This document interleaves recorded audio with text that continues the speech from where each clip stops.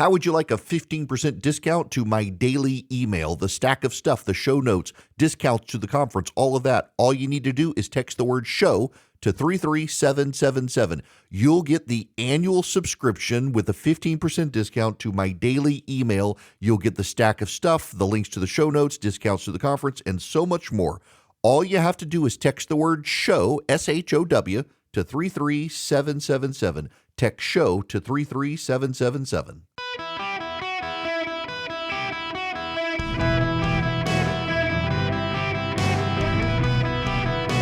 Welcome to the Eric Erickson Show podcast, Hour 2. Hello and welcome. It is Eric Erickson here across the United States. The phone number is 877-973-7425. Should you wish to be on the program. I'm struggling to start here because So I'm on the radio across the state of Mississippi. The show runs in delay in the evening on the Super Talk stations in Mississippi. And Beth Israel Congregation, the largest synagogue in Mississippi, it's in Jackson, Mississippi, early Saturday morning during the Jewish Sabbath, an arsonist set it on fire. 2 Torahs were destroyed, 5 more were damaged. The building is not a complete loss, but badly damaged. It is mostly rubble. And there's been a suspect arrested.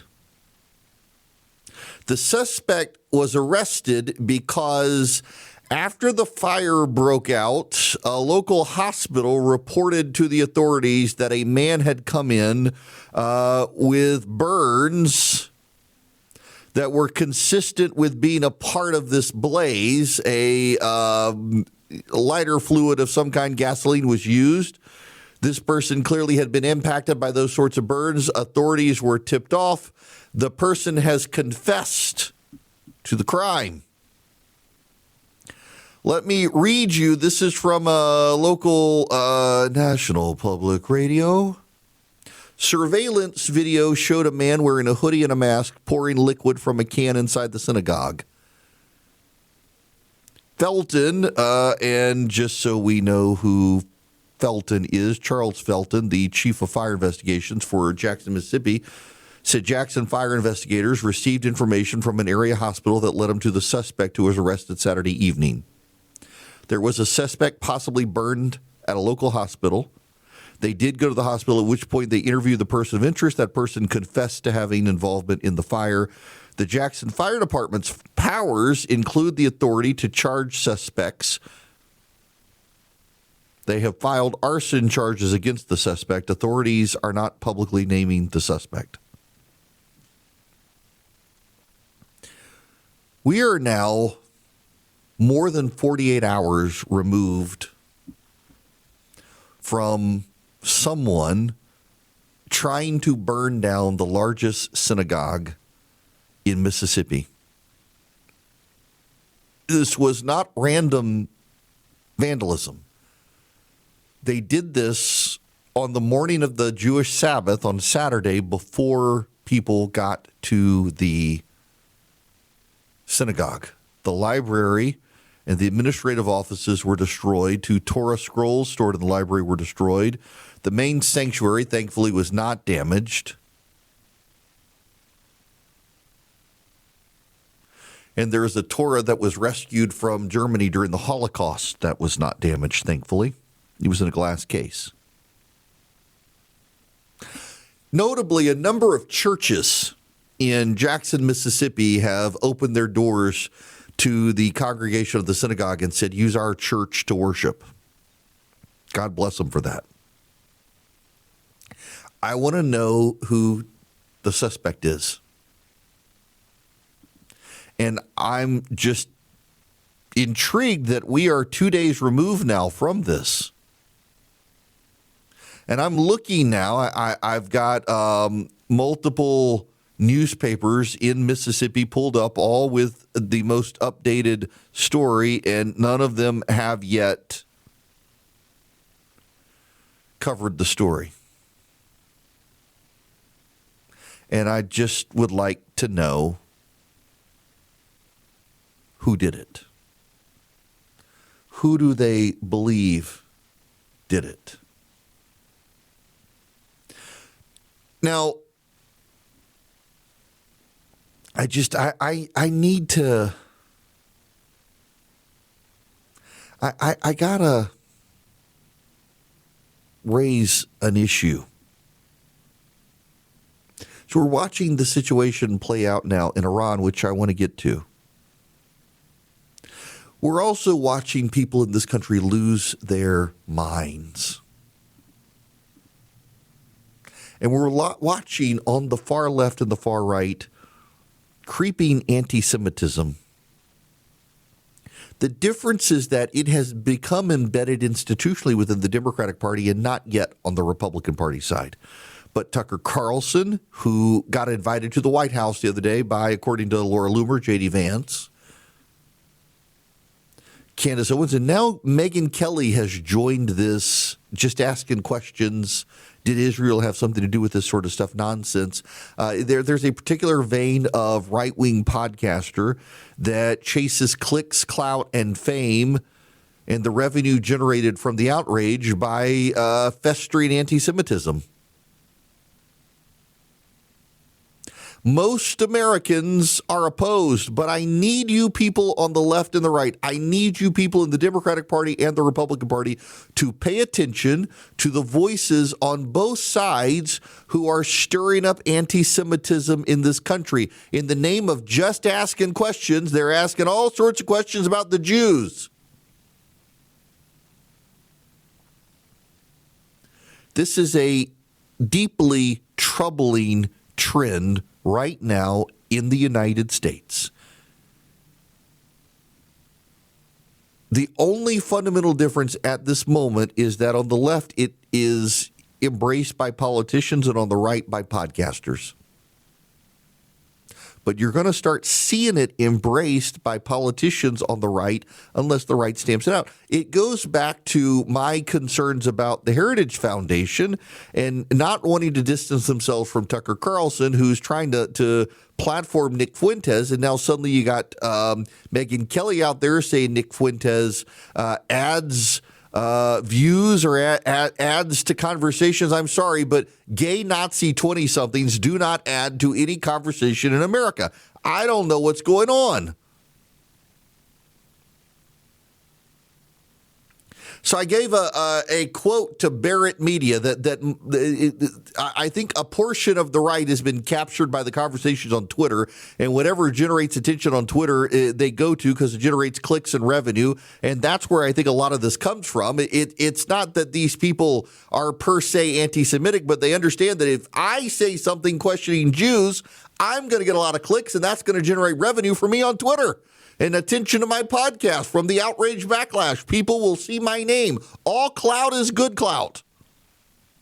All media is good media.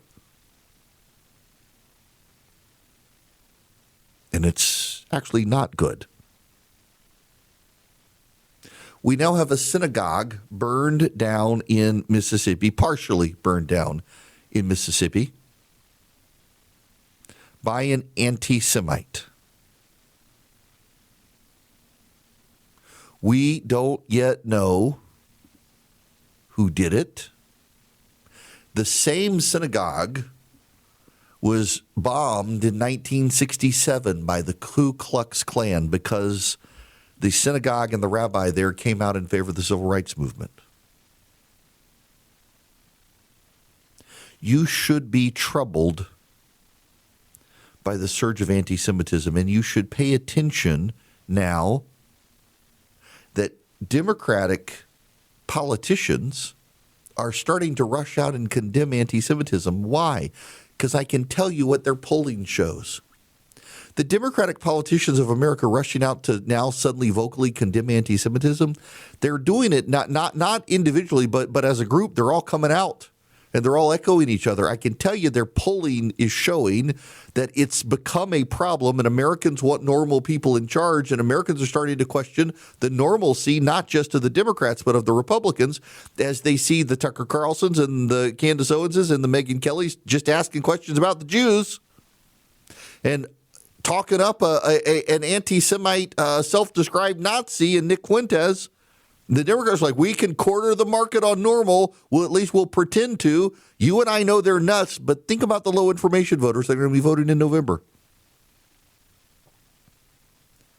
All of us need to condemn anti-Semitism, not because it's politically convenient to do so, but because anti-Semitism is morally wrong.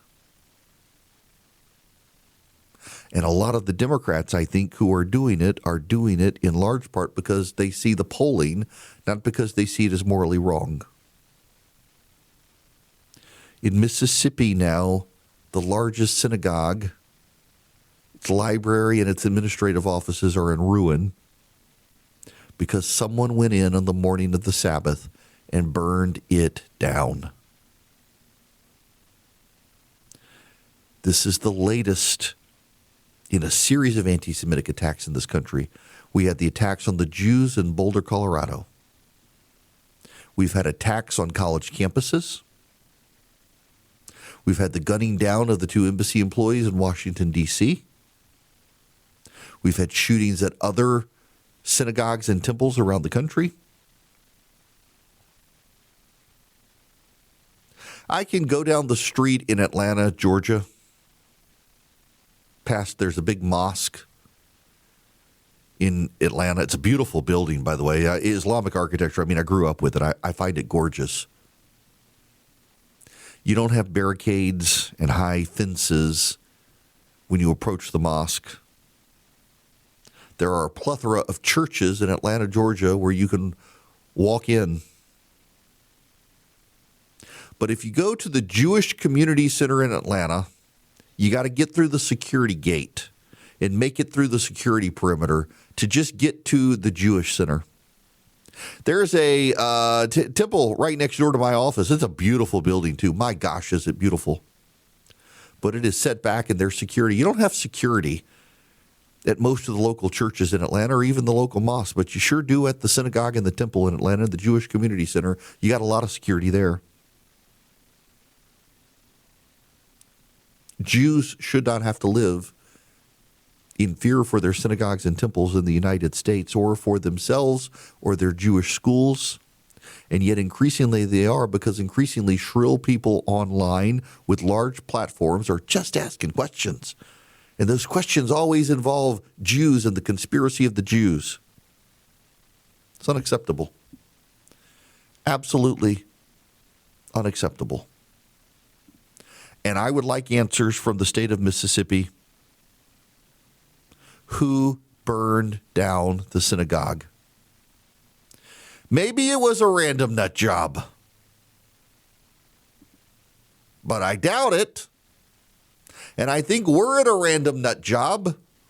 The state of Mississippi and the city of Jackson, Mississippi would be rushing out to make sure everybody knows. Just a random nut job. It really wasn't anti-Semitism. But we're now 48 hours removed from the largest synagogue in Mississippi being burned down in an arson attack, and no one is telling us who did it. That raises all sorts of alarm bells of what exactly was the motive. When I find out, I will let you know. I would like to think that before I get off air today, we'll know the name of the suspect who has been charged. Once the person is charged, they should let us know. It's just wild to me we don't yet know, and it is also wild that in the United States of America, in the year of our Lord, 2026, Jews have to worry about publicly worshiping. That should be unacceptable to all of us. Welcome. It is Eric Erickson here, 877-973-7425. Let's go to the phones. Hugh, you're going to be up first today. Welcome to the show. Hello, Eric. I am a native Atlantean. I am Jewish, and my family has been members of the temple, which is right next to WSB, since the early 20s. My grandparents were married there. And we were getting ready to go to Sunday school the morning the temple got bombed, like 56, 57. And if it had been any later in the day, there would have been people there. Mm-hmm. And I sympathize with the people in Jackson, Mississippi. But this country's going to hell. It is scary. And, as a Jew in America today, I'm not at ease going to events where it's a mostly Jewish crowd. And this is America. Mm-hmm. It's very sad what's happening here. It is. So let me just ask you, Hugh, then, from your perspective, and I only got about a minute or so with you, but what do you think is really provoking what we're seeing? I think it's a lot of things. I mean, you see the anti-Semitism on campuses, the pro-Palestinian, pro-Hamas demonstrations, which I think might be funded by, I don't know who's funding them. It may be the same people that are funding. Yeah, maybe the same people that are funding some of the demonstrations in Minnesota. I don't know. Well, I can tell you follow the rabbit trail, Hugh. Qatar has dumped a lot of money in, and Qatar is the closest ally to the Iranian regime in the Middle East, and they've been funding a lot of these groups out there. They really have. I'm not making that up. You can follow the money. Students for Liberation of Palestine is a deeply anti-Semitic group with ties to the bad guys. You've got CARE out there also with lots of ties to the bad guys. You should all be alarmed by what you're seeing in the country. You really should be alarmed by this. It is a warning sign, a canary in the coal mine for the health of society that this is starting to happen. Now we got to literally dive into the Iran situation. I will take your phone calls as well, though, 877-973-7425. When we come back, first, let me tell you about my bank, Old Glory Bank. Had a very pleasant experience on Friday with Old Glory Bank. I needed to put some money in my account. And I had a wad of cash and was able to go to a retail location by my house. I got on my Old Glory app. I generated a QR code. They scanned it. Didn't really ask. They were very familiar with the process. And scanned the QR code, took my money, and it was magically transmitted to my bank account. It increased my balance. I have a no-fee checking and no-fee savings account with Old Glory Bank. You can too. OldGloryBank.com/Eric. OldGloryBank.com/ERICK. If you're a veteran, first responder, active duty military, they've got some really great deals for you. If you're a business, they're very hands-on with the businesses that do business banking with them. If you need mortgages, if you need CDs, they're a full-service, full-operation bank. Go to OldGloryBank.com/Eric. OldGloryBank.com/ERICK. Phenomenal people, a great bank. You can do custodial checking for your kids. They're an online bank, and the kids will figure it out on the fly. Member FDIC, equal housing lender. Terms and conditions apply. OldGloryBank.com/ERICK. Welcome. It is Eric Erickson here across the United States. 877-973-7425 is the phone number should you wish to be on the program. I want to go to Armand in, is it Avon, Connecticut or Avon, Connecticut? Avon, Connecticut. And thank you for taking my caller. Sure. Welcome to the show. Thanks. I had two topics. If I could cover them, I'll move fast. Sure. But the first one is the Venezuela issue. I was going to suggest maybe you could explain it to your listeners as a game of chess.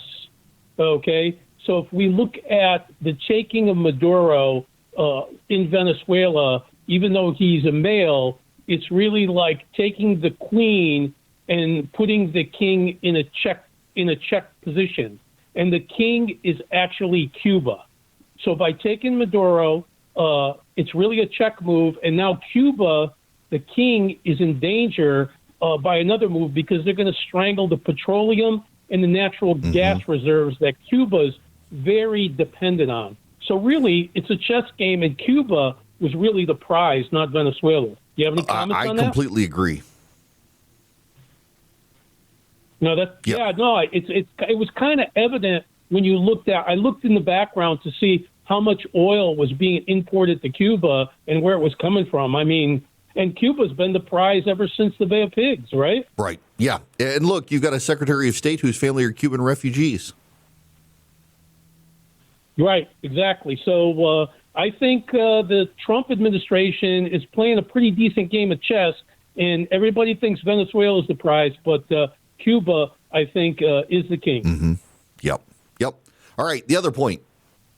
Okay, so the other point has to do with the Fed, and it has to do with the chairman and how he's been leveraging interest rates. Now, when I followed the economy ever since COVID turned everything upside down. Basically, everything stalled. And then what happened is when Biden came around, he created this huge influx of cash into the general populace, which threw inflation out of control with the PPE loans, the Inflation Reduction Act. So I think the conventional metrics that the chairman of the Fed was using, Powell, were not really applicable because it was not an atypical situation. And I think he should have been looking at the movement of the housing market instead and realizing that his hardened position on freezing interest rates was strangling one of the key income generators in the country. So I think he was doing a poor job and using old methodologies for an environment that was completely different than what it's ever been in the past. What's your thoughts on that? Yeah, look, I tend to think there's merit to it, and we were also dealing with a global pandemic that shut down the entire global economy, so it was something that we hadn't faced since really the start of the Fed, and I think that they missed the inflation. They should have known it was coming in large part because the Biden team was using modern monetary theory, and all major economists said inflation would come, but when the economy is ground to a halt and we did all this stuff, yeah, I'm willing to say, yes, in hindsight, they got it wrong. But at the time, moving on the fly with interest rates as low as they were, trying to stimulate the economy, they got it wrong. But would someone else have made a different decision? I'm not so sure. But I also think that where we are right now, the Fed moves slowly. Having come out of inflation, the reality is there's still inflation. It's higher than the 2% mark that they want. There are now politicians on both sides of the aisle saying that the Fed, well, you should really set 3% as your target. You don't want 3% as the target for inflation, and this is why. Because typically most employers in this country give 3% raises. Employers in this country, just as a default, typically big employers do 3% increases in salary, because the thinking is that if inflation is at 2%, if you raise wages at 3%, you've gone up in your pay over inflation by 1%. So you're continually getting wealthier. When inflation's at 3% and your wages are at 3% increase, you're breaking even, if not falling a little bit behind because everything else is up 3%. So you want inflation to be at 2% or less, not deflation, but 2% would be good. Good for businesses, good for individuals, and that's not happening right now. So the dirty little secret is that behind the scenes, you talk to a lot of people in Washington, and they know that the Fed can't really keep cutting rates because they could provoke inflation. Now, there are those who are being very charitable to the president, say, we should wait and see because, look, they indicted John Bolton and everyone said it was political vendetta. It turns out it was the Biden administration that had started it, and there were real concerns. But we already know enough from the reporting today, and I do, by the way, believe the reporting, and the reporting is confirmed by conservative sources, that this is Bill Pulte from the federal housing program suggesting they investigate Jerome Powell, that they found a member of Congress after his testimony to do a referral to the U.S. Attorney's Office, and they're making this a pour-over witch hunt, trying to find criminality, and it's deeply disruptive, I think. It's not a wise thing for them to do. And the long-term damage to Trump is that you have a Federal Reserve Board that feels put upon. Most of them are not Trump appointees at this point, or they're first-term Trump appointees with no real loyalty to him now, and they decide to raise interest rates just to spite him. They could do that. Why not? Why couldn't they do that? Back to the phones. Ron, you're going to be up next. Welcome. How are you? I'm good, Eric. Thank you for taking my call. Just had a quick question regarding all these sheriffs and, police agencies that have been coming out the last several days threatening to arrest ICE or immigration or any of these federal officials. And I was just wanting to get your opinion, especially as an attorney, of how you think that's going to work out. Are they going to, they would love in Minnesota to arrest that officer. But, luckily the FBI is kind of keeping them at bay and not where they can prosecute. So the irony here, Ron, is that we just got through the Democrats and all their observances of January 6th. You want to talk insurrection? Using local and state officials to arrest federal officials who are doing their lawful job. That's insurrectionary. And if the Democrats try to arrest these federal officials, they themselves are going to get arrested. And they're not going to have, unlike the federal officials, they're not going to have qualified immunity. You're asking police officers to essentially violate federal law. And one of the talking points that the left is using out there right now is that these federal ICE agents don't have law enforcement powers, so they can't arrest you, which is a big, fat lie. They absolutely can't arrest you. It is in the Federal Criminal Code in 18 USCA. You can see it for yourself. If you try to interfere with the operations of federal officials doing their jobs to detain illegal immigrants, you can be arrested. You literally have the Minnesota ICE Watch group out there with a talking point suggesting that you can't be arrested by ICE agents. Yes, you can. You're playing a very dangerous game, and they can shoot you, as we saw last week. Be careful with this. People are playing with fire, trying to provoke more violence. Mark, you're going to be up next. Welcome to the call. Welcome to the show, rather. Sure. Hey, Eric, how are you? Good. What's going on? Something I saw it was on Nextdoor this week. Somebody posted something that was coming off of some YouTube channel or something like that, just some guy posting stuff. And it was an interesting mix of Israel and what's going on with ICE. And it was something that somebody had posted. I think it was called Project Constitution, some sort of Twitter thing, talking about how ICE is contracting with IDF soldiers as bounty hunters, and a lot of IDF soldiers are now in ICE. And I thought that was an interesting mix. And it was also being played up by Press TV, which is Iranian media. Yes, Iran, by the way, is doing a lot of the opposition funding. And that should tell people a lot, that Iran's Press TV operation that they're funding is seeding a lot of the anti-ICE narrative out there. Yeah, I thought that was kind of interesting, trying to make that mix. Hey, and I've got another question for you real quick. Hopefully it's not a legal issue. Maybe it's easy. I know that Minneapolis police, and I guess Minnesota, they don't want to work any with ICE on their operations, and it looks like they're not out there doing any sort of crowd control. Is there anything that would prevent the city and the state from shadowing or keeping an eye on where ICE is, just to be ready in case something happens, for them to take over crowd control and take it out of ICE's hands and hopefully prevent things like what happened last week with Ms. Good?